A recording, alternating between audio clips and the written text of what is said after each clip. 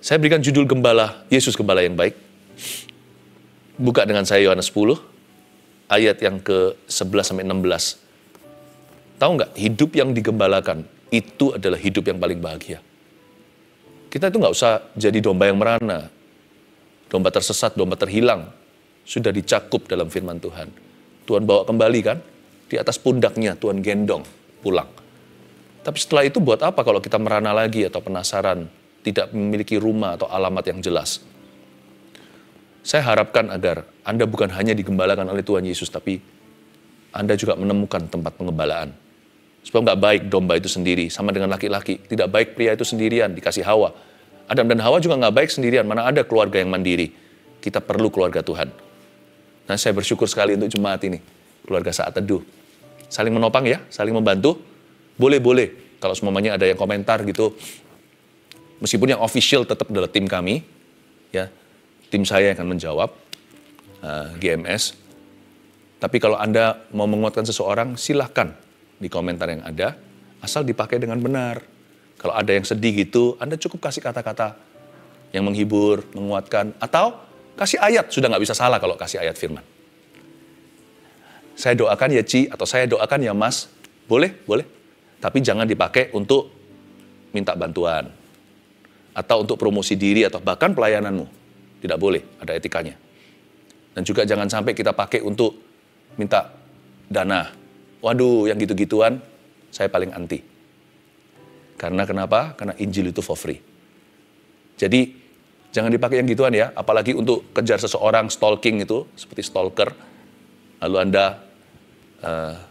menyerang privasi seseorang, jangan dipakai gitu. Tapi kalau Anda mau menguatkan seseorang, welcome di YouTube ini, atau bahkan di sosial media kami.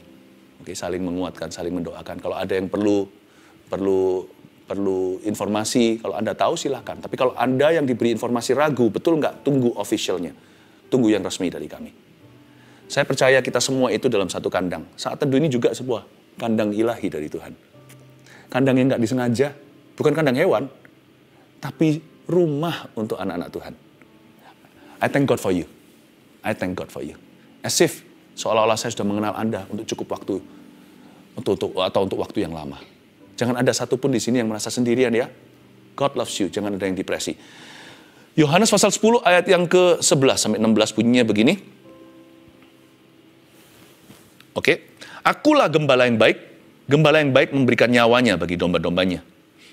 Sedangkan seorang upahan yang bukan gembala dan yang bukan pemilik domba-domba itu sendiri, ketika melihat serigala datang, meninggalkan domba-domba itu lalu lari, sehingga serigala itu menerkam dan mencerai-beraikan domba-domba itu. Ia lari karena ia seorang upahan dan tidak memperhatikan domba-domba itu. Berhenti di situ. Ayat 11 lagi, akulah gembala yang baik. Yesus menyebut dirinya dengan sebuah titel ini, karena ini adalah pengajaran Yesus. Yohanes 10 adalah perkataan beliau. Yesus berkata, akulah gembala yang baik. Menurut saya itulah jabatan Tuhan Yesus yang paling manis.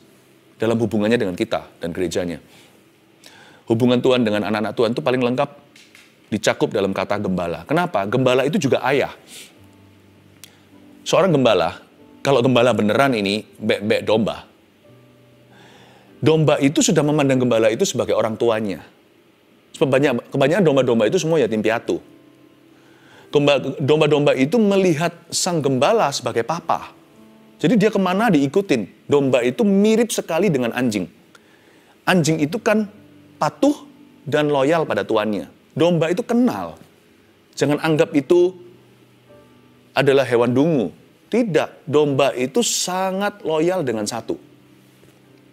Bukan dengan komunitas, dia bisa berkomunitas karena dipersatukan oleh satu individu, yaitu sang gembala. Kalau kita, ya Yesus Kristus.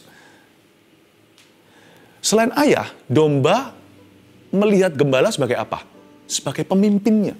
Jadi kalau pemimpinnya berkata, kiri, kanan, domba itu mengikuti.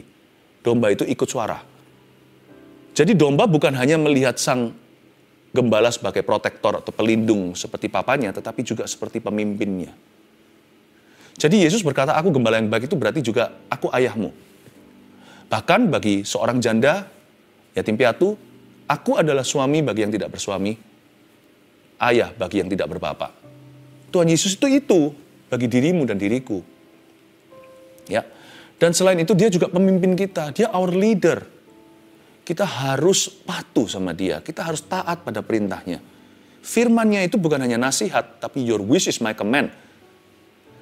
Kehendak Tuhan itu menjadi perintah buat kita, apalagi perintahnya. Selain itu, akulah gembala artinya, domba melihat sang gembala juga sebagai sahabatnya. Karena gembala beneran ini, untuk baba black sheep, ya, untuk domba-domba yang domba putih maupun domba hitam, Tuhan cinta semua.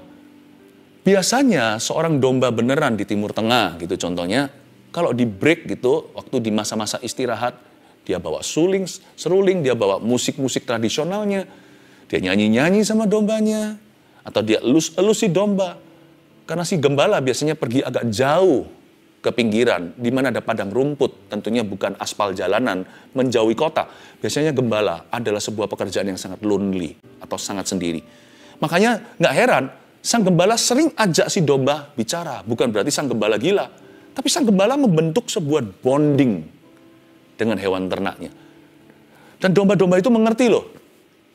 Mengerti, meskipun nggak persis tahu semua yang dia bicarakan itu apa. Sama seperti kita, kalau Tuhan bicara sama kita kan kita nggak paham semuanya. Bukan karena kita nggak ngerti khotbahnya, bukan. Tapi kan kita ini terbatas pengetahuannya. Paling tidak kita nggak tahu masa depan kita. Jadi kalau Tuhan ngomong sesuatu itu, Tuhan itu paskan dengan apa yang kita butuhkan. Dan juga ditepatkan dengan kapasitas kita. Kalau nggak, meledak nih kepala. Kita nggak mungkin bisa terima. Karena kita ini nggak maha tahu. Tuhan itu hanya memberitahukan apa yang kita ready. Atau apa yang kita siap untuk dengarkan. Bukan apa yang kita mau dengarkan loh ya. Kalau itu bukan domba, itu kambing. Kalau domba itu mudah diajar. Tuhan memberitahu kepada kita apa yang kita siap dengarkan. Jadi seolah satu arah, tapi domba itu adalah sahabatnya. Dan domba ini merasa sang gembala adalah temannya. Jadi ketika Tuhan berkata, akulah gembala yang baik, itu lengkap. Ayah dapat atau papa, pemimpin jadi, sahabat tentunya. Wow, hubungan kita dengan Tuhan itu manis, indah, rounded, utuh. You and I are so lucky. Kita ini sungguh beruntung punya Yesus loh. Sungguh bukan Yesus yang untung sama kita. Yesus itu rugi punya kita. Kita ini sering habis-habiskan sumber daya. Kita yang beruntung. Don't let him go. Jadi hari ini, renungan saya di saat teduh kali ini, banyak lebih bicara tentang pribadinya ya. Saya nggak kasih tips Anda langkah-langkah, tapi lebih kepada pengenalan akan Allah. Kalau Anda kenal siapa dia, beres. Anda nggak ragu apa yang dia bisa lakukan. Kalau Anda kenal siapa dia, Anda tahu apa yang harus Anda lakukan. Lalu selain itu, akulah gembala yang baik. Lalu kalimat berikutnya, gembala yang baik memberikan nyawanya. Garis bawah itu memberikan nyawanya. Hah? Memberikan nyawanya.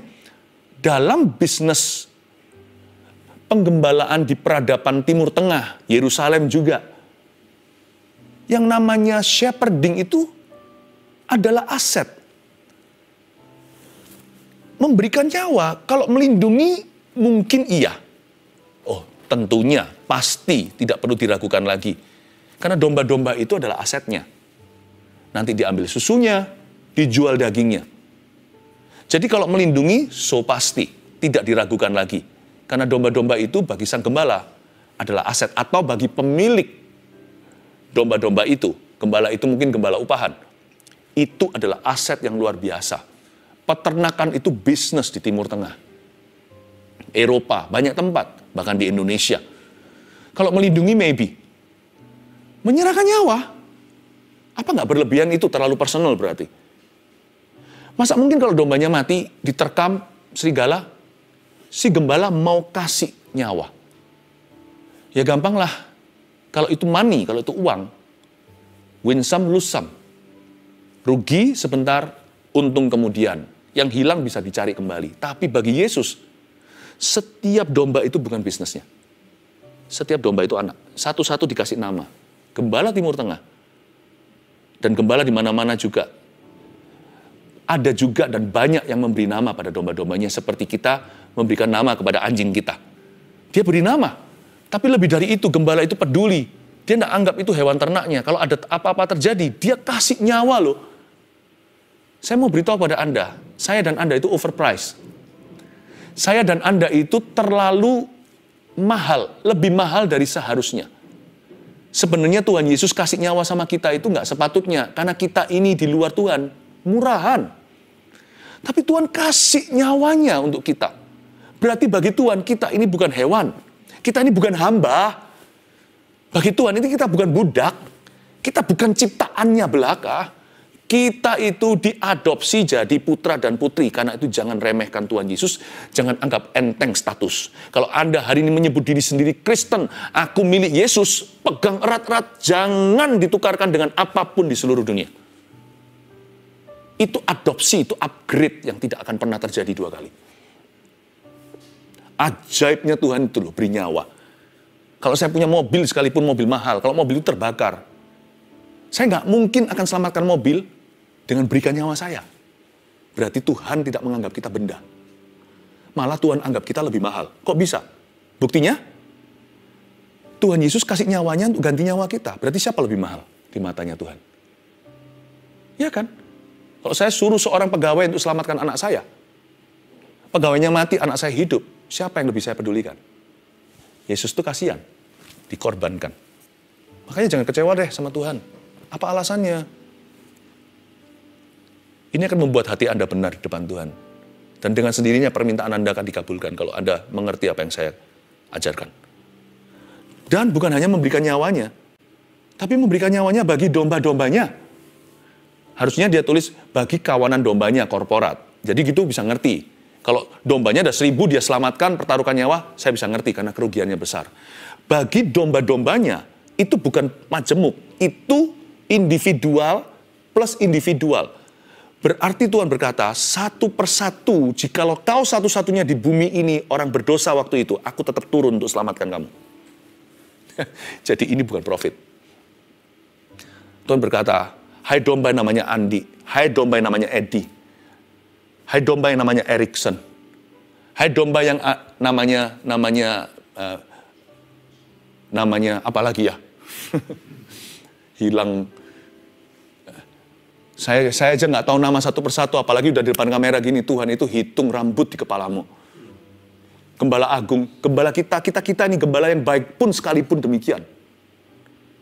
Nggak bisa mendekati agungnya gembala yang satu itu.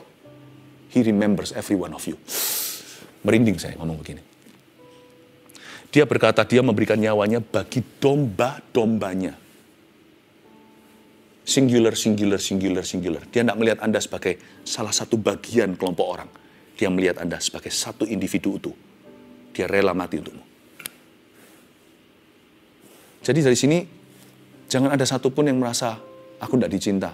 Dosa lo ngomong gitu. Aku ini tidak dicinta, tidak diperhatikan, doa aku tidak dikabulkan. Dosa besar itu. Itu menghujat kasih, bukan menghujat Roh Kudus. Kasih Tuhan itu kurang apa? Kasih Allahku telah terbukti ketika dia berikan nyawanya. Ayat 12, sedangkan seorang upahan yang bukan gembala dan yang bukan penilik domba itu sendiri ketika melihat serigala datang meninggalkan domba-domba itu lalu lari. Sehingga serigala itu menerkam dan mencerai-beraikan domba-domba itu. Yesus memang adalah pemilik domba-domba ini. Tapi kita semuanya itu loh, digembalakan oleh Yesus yang bukan gembala upahan. Hari ini jangan ragu lagi kasihnya dalam hidupmu ya. Mari kita lihat ayat 14. Diulang lagi kedua kali, akulah gembala yang baik. Dan aku mengenal domba-dombaku dan domba-dombaku mengenal aku. Sama seperti Bapa mengenal aku dan aku mengenal Bapa dan aku memberikan nyawaku bagi domba-dombaku. Kok diulang ya? Tapi ada sesuatu yang istimewa di sini, sesuatu yang beda. Selain berkata aku gembala yang baik, Yesus berkata aku kenal domba-dombaku, lalu sebaliknya ada timbal baliknya dan domba-dombaku mengenal aku. Di ayat-ayat sebelumnya, di pasal 10 yang sama yang saya nggak bahas hari ini, ada kata seperti ini, dan dombaku mendengar suaraku. Bagaimana kita bisa kenal Tuhan ya? Coba pikirkan.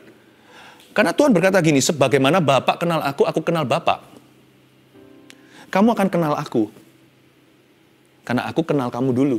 Nah sekarang, puzzle-nya di sini. Missing link-nya.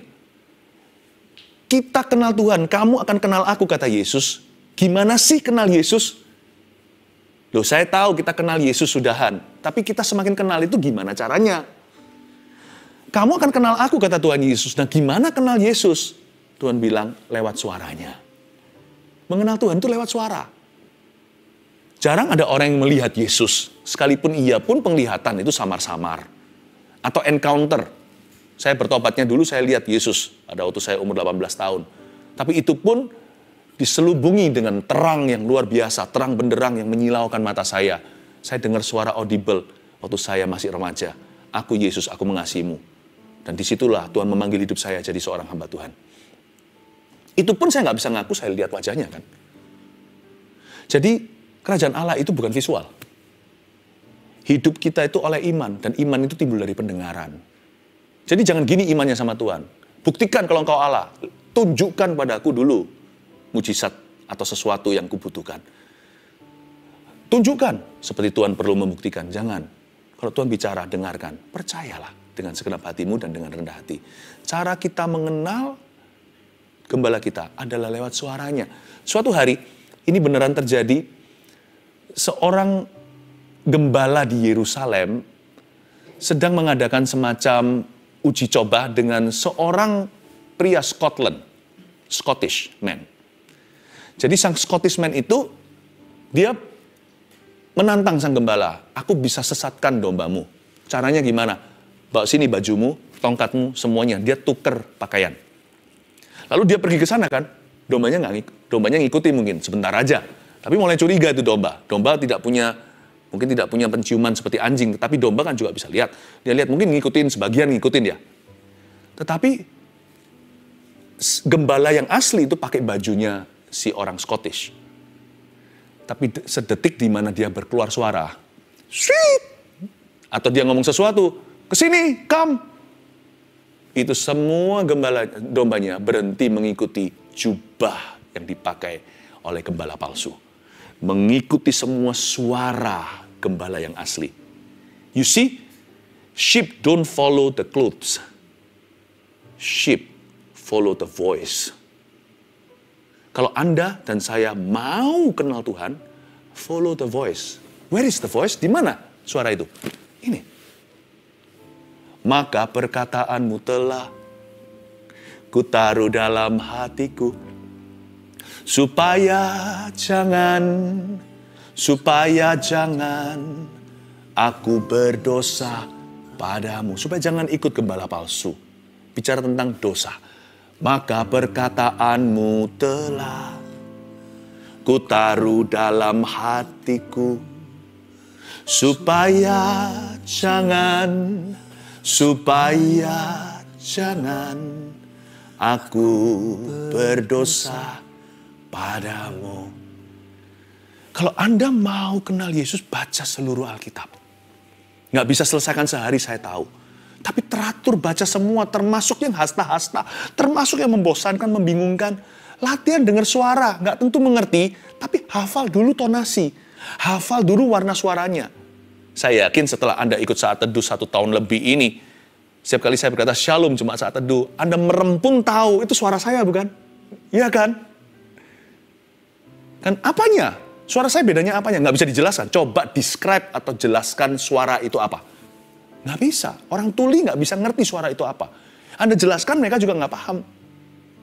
Karena suara itu ada warnanya. Ada air mata di suara itu. Ada suara yang basah, yang serak, ada yang kering. Ada suara yang tinggi, suara yang rendah. Ada tonasinya, bisa rasa kasih, bisa rasa kasar. Bisa rasa marah, bisa rasa sabar. Susah dijelaskan. Jangan tolak yang hasta-hasta. Jangan tolak ayat-ayat yang sifatnya, yang ini buat apa? Itu melatihmu untuk tahu, nya Tuhan Yesus.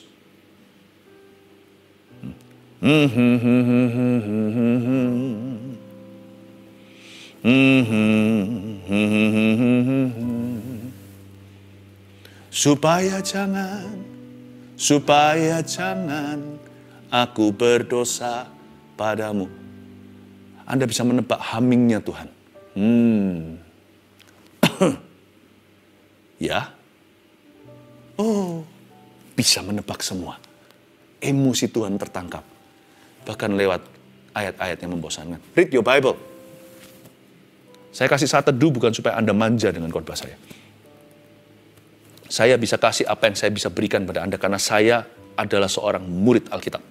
Bukan murid sekolah Alkitab. Nggak harus Anda ke sekolah teologi ya. Murid Alkitab itu orang Kristen. Anak-anak Tuhan. Read the Bible. Karena Bible is the visual voice of God. Visual voice, ya. Ini adalah suara Tuhan, tapi dicatat, ada tertulis. Ini suara yang Anda dengarkan dengan mata Anda sebelum masuk ke telinga. Anda baca. Waktu Anda baca ini, telinga rohani Anda terbuka. Visual voice. Don't follow the clothes. Follow the voice. Amin. Ada lagi, sekarang setelah selesai itu ayat yang ke-16, ayat terakhir. Ada lagi padaku domba-domba lain yang bukan dari kandang ini. Interesting sekali. Domba-domba itu harus kutuntun juga dan mereka akan mendengarkan suaraku. Dan mereka akan menjadi satu kawanan dengan satu gembala. Konteks aslinya ayat 16 adalah bicara soal orang percaya di Perjanjian Lama dan orang percaya di Perjanjian Baru. Tapi juga bicara tentang umat Tuhan, umat pilihan Israel, orang Yahudi, dan juga bicara tentang the Gentile Church atau gereja dari bangsa-bangsa yang dulu belum pernah dicangkokkan di dalam pohon iman. Ini bicara itu. Tetapi ini juga bicara tentang gereja hari ini. Juga bicara tentang orang Kristen zaman ini. Ada lagi padamu domba-domba lain yang bukan dari kandang ini. Berarti Tuhan juga merestui organisasi. Karena Tuhan kita itu tertib. Allah tertib itu bukan berarti dia boring. Allah tertib itu bukan berarti kalau pujian itu nggak ada alat musik tertentu biar hening cipta. Yaitu pilihan, itu taste sih. Ya, itu selera. Tertib itu artinya God allows orders. Tuhan mengizinkan susunan. Hai istri, tunduklah pada suami, suami kasih istri, ada papa, ada anak, tahu diri. Tuhan juga tahu suku Ruben, suku Yehuda, semua ada bendera, tapi panji-panji mereka adalah kasih. Tuhan itu punya organisasi. Tuhan punya per family, ini keluarga langsung, ini cousin, atau ini adalah sepupu. Tuhan juga punya hierarki, ya kan?